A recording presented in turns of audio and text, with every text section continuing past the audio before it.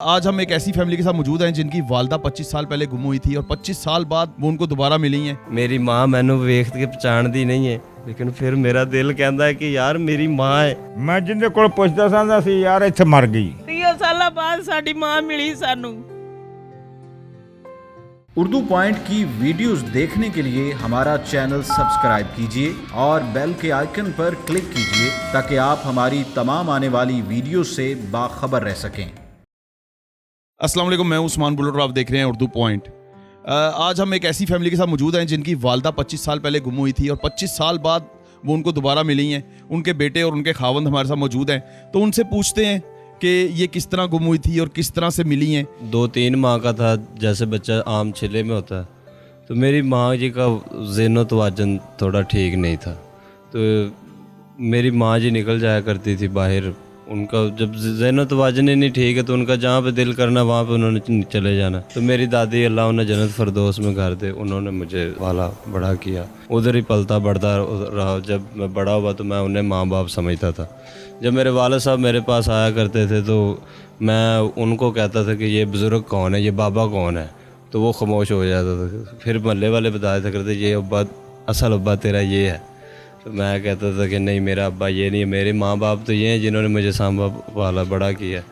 तो फिर आहिस्ता आहिस्ता जब बड़ा हुआ, माँ लोगों ने बताया, रिश्तेदारों ने, तो फिर मैंने समझा कि यही मेरा बाप है। फिर मेरी शादी हो गई, मैरिड हो गया फिर मैं अपनी माँ की तलाश में, मैंने कहा यार अगर मेरा बाप है तो मेरी माँ किधर है। फिर मैं लोगों से पूछता था, अपने रिश्तेदारों से, बड़े ताया चाचा मामा जो भी अपने बड़े रिश्तेदार होते हैं उनसे, जैसे आम बच्चा ज़िद करता है कि मेरी माँ किधर है, तो लोगों ने यही ढूंढने से बताया कि वो फौत हो गए। तो मैं कहता था कि मेरा दिल नहीं मानता कि मेरी वालदा फौत हुआ। अच्छा, मुझे ये बताएं कि ये मिली किस तरह, आपको किस तरह से पता चला? ये मैं ऐसे ही इधर गली में, 7 गली है तो उधर मैं किराए पे रहता था, तो मेरा मालिक मकान था, तो उनके साथ काफ़ी मेरा प्यार मोहब्बत मजाक हासा। बुज़ुर्ग थे वो, जैसे मेरे ये बुज़ुर्ग है ना वैसे वो भी बुज़ुर्ग थे। बुज़ुर्ग जो है ना, मुझे मैं कहता अल्लाह तेनों पुत्र देना ही दिते है। मैं क्या बाबा जी अल्लाह ने पुत्र भी दिते ने, धीयां दिते ने, शुक्र है अल्लाह का, कोई होर दवा दिओ। कहता दिते अल्लाह ने तेनों बड़ा ही देना। और मैं क्या बाबा जी कोई हज हुज दी को दुआ दो, अल्लाह पाक मदीने की ज़ियारत कराए। उन्हें कहा जा दिते फिर तेनों अल्लाह हज करावे। मैं क्या आमीन। इन्नी देर च मेरा फ़ोन वज्जेआ तो मैं सुनिया, तो मेरे मामू के बेटे का फ़ोन आया, तो वह कहता मैं जानू गल कर रहा, तो माँ जी की फ़ोटो है कोई, माँ जी की फ़ोटो है कोई। तो मैं क्या यार माँ जी की फ़ोटो मेरे को तो नहीं है, तो ना मैं वेखे ने। मैं अब्बू होरां पिछे फ़ोन करना जो उन्होंने को कोई होई तो फिर, तो मैं इन्नी देर च वालिद साहब का नंबर लभदा ही पिया, उत्तों उन्होंने फिर फ़ोन आ गया। तो वो कहते जी माँ जी का पता चलिया गुजरात ने, तो खाला होरां ने उत्थे देखा उन्होंने। दस्ती घर आया, मेरा चाचा बैठा सी, घर दी बैठी सी, घर दी ने रोटी पकाई, कहती रोटी खा ले। मैं रोटी नहीं खानी, मैं क्या माँ नूं लैण चलीए, माँ का पता चल गया। उसी उत्थे चले गए, तो मेरी अगों खाला आ गई, उन्होंने कहा कि हुण सुबह के टाइम आप आवांगे, तो घर चलने, खाना शाना खाओ, सौवो, झट थके टुटे होवोगे।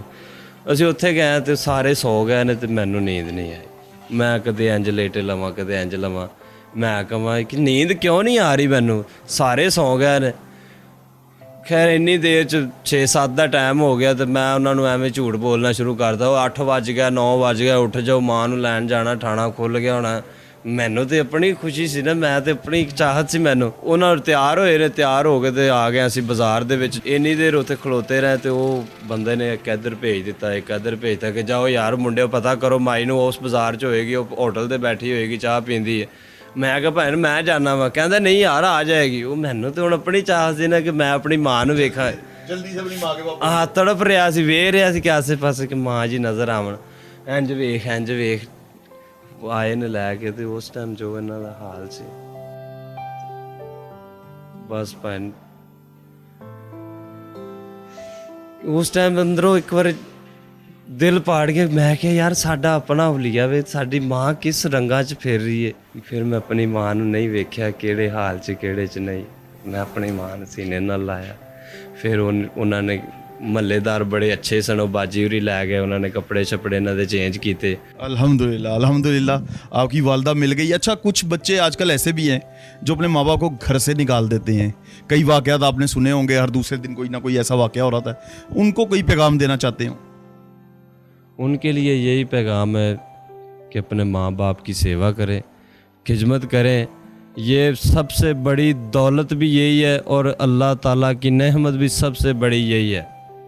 लोग माँ बाप को धक्के दे के छोड़ के पीर के पास चले जाते हैं, बाबा जी मैंने आपके ओ असल मुर्शद पीर तो ये माँ बाप है, जिसको उसको क्या फ़ायदा, पीर को ना तुम्हारा फ़ायदा तो ना उन्होंने ਤੁਹਾਡਾ फ़ायदा है। जिन्ना तक असल ਤੁਸੀਂ ਪੀਰੋ ਮੁਰਸ਼ਦ ਘਰ ਛੱਡ ਕੇ ਜਾ ਰਹੇ ਹੋ, ਜਿਨ੍ਹਾਂ ਨੇ ਤੁਹਾਨੂੰ 9 ਮਹੀਨੇ ਪੇਟ 'ਚ ਰੱਖਿਆ ਹੈ, ਗਿੱਲੀ ਜਗ੍ਹਾ ਤੋਂ ਉੱਠ ਕੇ ਸੁੱਕੀ ਜਗ੍ਹਾ ਤੇ ਤੁਹਾਨੂੰ ਆਪ ਨੂੰ ਪਾਉਂਦੇ ਰਹਿਣਾ, ਤੇ ਉਹਨਾਂ ਦਾ ਇੱਕ ਦਿਨ ਨਹੀਂ ਇਹ ਲੋਕ ਦੇ ਸਕਦੇ।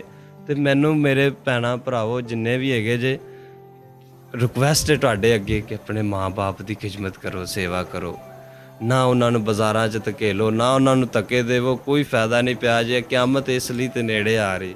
ਮੇਰੀ ਮਾਂ ਮੈਨੂੰ ਵੇਖ ਕੇ ਪਛਾਣਦੀ ਨਹੀਂ ਹੈ, ਲੇਕਿਨ ਫਿਰ ਮੇਰਾ ਦਿਲ ਕਹਿੰਦਾ ਹੈ ਕਿ ਯਾਰ ਮੇਰੀ ਮਾਂ ਹੈ, ਮੈਂ ਇਹਦੀ ਖਿਦਮਤ ਕਰਨੀ ਹੈ। ਇਹਨੇ ਭਾਵੇਂ ਨਹੀਂ ਮੈਨੂੰ ਜਨਮ ਤੇ ਦਿੱਤਾ ਹੈ ਨਾ यार। अल्लाह ताला आपकी माँ को सलामत रखे आपके ऊपर। अच्छा, उनके खावन से थोड़ी सी बात करेंगे। मैं तो इहदे मगर फकीर हो गया सी। मेरे को कासे भी है इहदे वास्ते, मैं मंगदा रहा इहदे मगर, कराची की पेशावर की हर जगह ते मोड़ ते मंगे इहदे बाबू। ਜਦੋਂ ਇਹਨੇ ਬਤਾਇਆ ਨਾ ਤੇ ਮੈਂ ਉੱਥੇ ਹੀ ਰੋਟੀ ਰੱਖ ਦਿੱਤੀ ਸੀ। ਮੈਂ ਕਿਹਾ ਬਿਲਕੁਲ ਉਹਨੂੰ ਲਾਇਆ ਜਿੱਥੇ ਵੀ ਹੈਗੀ, ਜੇ ਕੋਈ ਥਾਣੇ ਵਾਲੇ ਨਹੀਂ ਦਿੰਦੇ ਤੇ ਤਾਂ ਵੀ ਮੈਨੂੰ ਦੱਸ, ਮੈਂ ਪਹੁੰਚਾਂ ਉੱਥੇ। ਇਹਨੇ ਆਖਿਆ ਨਹੀਂ ਅੱਬੂ ਉਹਨਾਂ ਗੱਲ ਕੀਤੀ, ਲੈ ਜਾਓ। ਮੈਂ ਬੜਾ ਖੁਸ਼ ਹਾਂ। ਮੈਂ ਹੁਣ ਆਪ ਦਿਲ ਦੇ ਵਿੱਚ ਬੜੀ ਖੁਸ਼ੀ ਮੇਰੀ। ਮੈਂ ਲੋਕਾਂ ਕੋਲ ਪੁੱਛਦਾ ਸੀ ਯਾਰ ਇੱਥੇ ਮੇਰੀ ਜਨਾਨੀ ਜਿਹੜਾ ਆਰਫ ਵਾਲਾ ਸੀ ਨਾ, ਆਰਫ ਵਾਲਾ ਮੈਨੂੰ ਸਾਰਾ ਜਾਣਦਾ ਸੀ। ਮੈਂ ਜਿੰਦੇ ਕੋਲ ਪੁੱਛਦਾ ਸਾਂਦਾ ਸੀ ਯਾਰ ਇੱਥੇ ਮਰ ਗਈ, ਮੈਂ ਆਖਿਆ ਮੈਨੂੰ ਕਬਰ ਹੀ ਵਿਖਾ ਦਿਓ ਉਹਦੀ। ਮੇਰਾ ਵੀ ਜ਼ਮੀਰ ਨਹੀਂ ਮੰਨਦਾ ਸੀ ਮੇਰੀ ਸੋਹਣੀ ਮਰ ਗਈ। ਜਦੋਂ ਨਾਲ ਟੁਰਿਆ, ਨਾਲ ਬੈਠੇ ਅਸੀਂ, मेरा ज़मीर ही नहीं मन्ने मेरी सोहनी मर गई। मैं आधे पुत्रा नूं आंदा रहा मर गई। आपके वालिद की क्या कैफियत थी उस टाइम जब आपने होश संभाला और आपका बाप जो है वो पागलों की तरह अपनी जो है बीवी को ढूंढ रहा है, तो उनकी क्या कैफियत? मैं अपनी माँ की तरफ देखता या अपने बाप की तरफ देखता। मेरे बाप उस टाइम जो उनकी कंडीशन थी, ये तो वो अल्लाह जानता है या मैं जानता। मेरा बाप उस टाइम बहुत खुश था और रोता था, साथ कहता था अल्लाह तेरा शुक्र है, या अल्लाह तेरा शुक्र है। मैं कहता था मेरी अल्लाह ने फैमिली कंप्लीट कर दी। अब उनकी बेटी हमारे साथ मौजूद है, आए उनसे बात करते हैं। मैं आदि मान ਲੱਭਣ ਜਾਂਦੀ ਸਾਂ, ਲੈ ਆਂਦੀ ਸਾਂ, ਲੱਭ ਲਿਆਂਦੀ ਸਾਂ, ਫਿਰ ਉਹ ਗੁੰਮ ਹੋ ਜਾਂਦੀ ਸੀ। अच्छा, एक दफा फिर ऐसी गुमी के मिली? ਐਸੀ ਗੁੰਮੀ ਤੇ ਫਿਰ ਮਿਲੀ ਨਹੀਂ ਦੁਬਾਰਾ। ਤੇ ਲੱਭ ਲੱਭ ਲੱਭ ਤੇ ਮੈਂ ਆਂਦੀ ਸਾਂ ਵੀ ਲੋਕੀ ਆਦੀ ਮਾਂ ਨਾਲ, ਧੀਆਂ ਪੁੱਤਰਾਂ ਨਾਲ ਵੀ ਚੋਰੇ ਚੋਖੇ ਕਰਦਾ ਹੈ, ਤੇ ਵੀ ਮੇਰੇ ਮਾਂ ਨਾਲ ਤਾਂ ਐਸੀ ਕੋਈ ਮਾਂ ਹੀ ਕੋ ਨਹੀਂ। ਨਾ ਮੇਰੀ ਭੈਣ ਨਾਲ ਤੇ ਜੰਮੀ ਇੱਕ ਭਰਾ ਹੀ ਹੈਗਾ ਚੋਰੇ ਚੋਖੇ ਕਰਨ ਵਾਲਾ, ਵੀ ਮੇਰੀ ਨਾ ਮੇਰੀ ਭੈਣ ਹੈਗੀ ਏ ਵੀ ਜਿਹਦੇ ਨਾਲ ਮੈਂ ਚੋਰੇ ਚੋਖੇ ਕਰਾਂ। ਵੀ ਮੇਰੀ ਮਾਂ ਹੈਗੀ ਸੀ ਇੱਕ, ਉਹ ਵੀ ਗੁੰਮ ਗਈ।